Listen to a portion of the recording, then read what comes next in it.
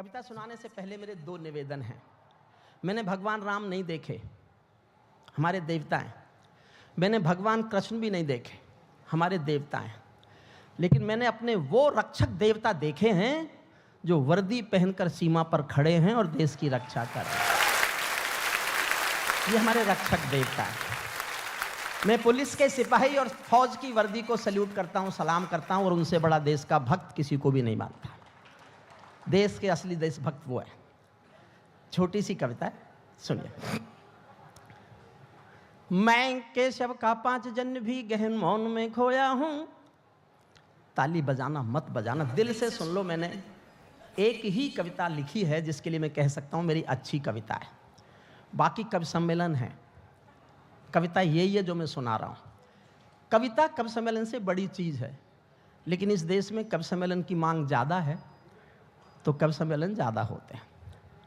मैं केशव का 5 जन्म भी गहन मौन में खोया हूँ। उन बेटों की याद कहानी लिखते लिखते रोया हूँ। उन बेटों की याद कहानी लिखते लिखते रोया हूँ। जिस माथे की कुमकुम बिंदी वापस लौट नहीं पाई, चुटकी झुमके पायल ले गई कुर्बानी की यमराई। कुछ बहनों की राखी जल गई है बर्फीली घाटी में, वेदी के गठबंधन मिल गए हैं करगिल की माटी में। पर्वत पर कितने सिंदूरी सपने दफन हुए होंगे, 20 बसंतों के जज्बाती बेटे हवन हुए होंगे। टूटी चूड़ी धुला महावर रूठा कंगन हाथों का, कोई मोल नहीं दे सकता बासंती जज्बातों का।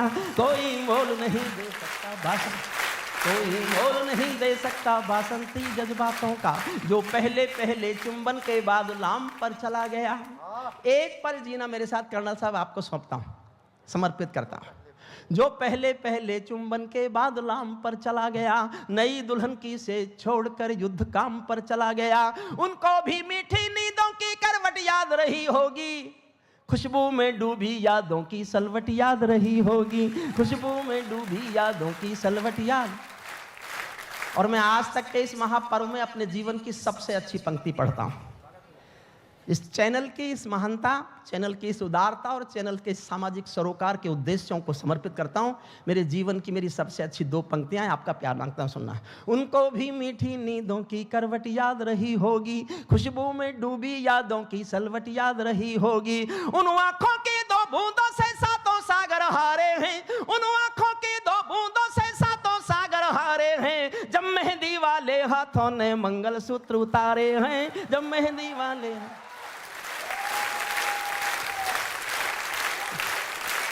उन आंखों की 2 बूंदों से 7 सागर हारे हैं। जब मेहंदी वाले हाथों ने मंगलसूत्र उतारे हैं। गीली मेहंदी रोई होगी छुपके घर के कोने में, ताजा काजल छूटा होगा चुपके चुपके रोने में। जब बेटे की अर्थी आई होगी सोने आंगन में, शायद दूध उतर आया हो बूढ़ी माँ के दामन में। शायद दूध उतर आया हो बूढ़ी माँ के दामन में।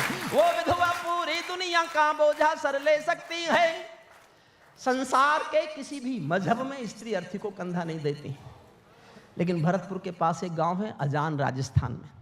वहाँ का एक बेटा शहीद हुआ था, वीरेंद्र सिंह। ये कल्पना नहीं है, सत्य घटना है।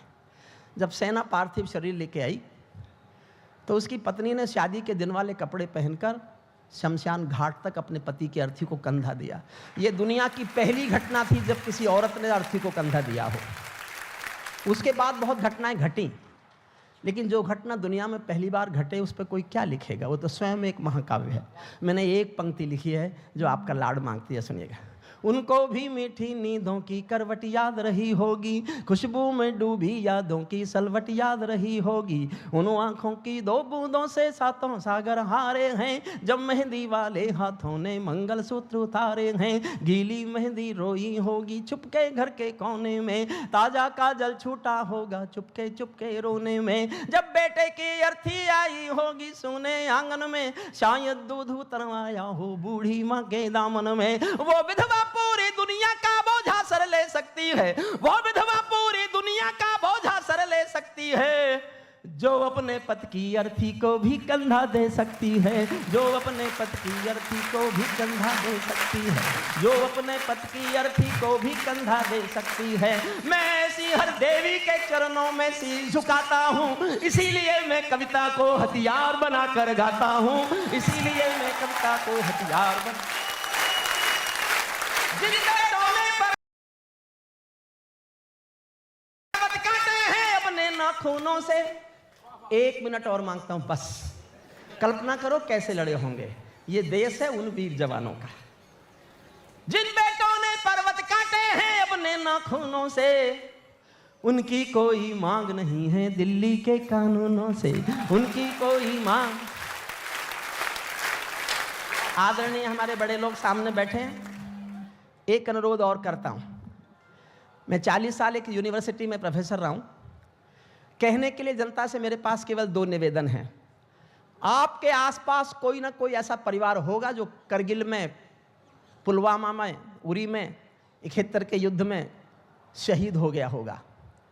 आप सब जानते होंगे ऐसे आसपास किसी परिवार को। साल में एक बार, मेरा निवेदन है इस चैनल के माध्यम से आज तक पर, मैं अपने भीतर जो मेरे पास सबसे अच्छा कहने के लिए वो कह रहा हूं। साल में एक बार आप पिकनिक जाते हो, कहीं जाते हो, त्योहार मनाते हो, एक बार साल में एक बार कुछ फूल लेके उसके घर जाओ और उससे कहो तुम अकेले नहीं हो, देश तुम्हारे साथ है, देश तुम्हारे साथ है। और दूसरा निवेदन है, आपको किसी बस अड्डे पर, रेलवे स्टेशन पर, हवाई जहाज पर, हवाई अड्डे पर कोई फौजी वर्दी में जाता हुआ दिखाई दे और आप वहां बैठे हो, खड़े होकर एक बार ताली बजा दो। सैनिक को लगेगा पूरा देश उसके साथ है, पूरा देश उसकी शुभकामनाओं के लिए तालियां बजा। जिन बेटों ने पर्वत काटे हैं अपने नाखूनों से, उनकी कोई मांग नहीं है दिल्ली के कानूनों से। जो सैनिक सीमा रेखा पर ध्रुव तारा बन जाता है, उस कुर्बानी के दीपक से सूरज भी शर्माता है। गरम दहानों पर तोपों के जो सीने अड़ जाते हैं, उनकी गाथा लिखने को अंबर छोटे पड़ जाते हैं। उनके लिए हिमालय कंधा देने को झुक जाता है, कुछ पल को सागर की लहरों का गर्जन रुक जाता है। उस सैनिक के शव का दर्शन तीर्थ जैसा होता है, चित्र शहीदों का मंदिर की मूरत जैसा होता है, चित्र शहीदों का मंदिर की मूरत। अंतिम पंक्तियां पढ़ रहा हूं। क्या ये देश उन्हीं का है जो सीमा पर मर जाते हैं?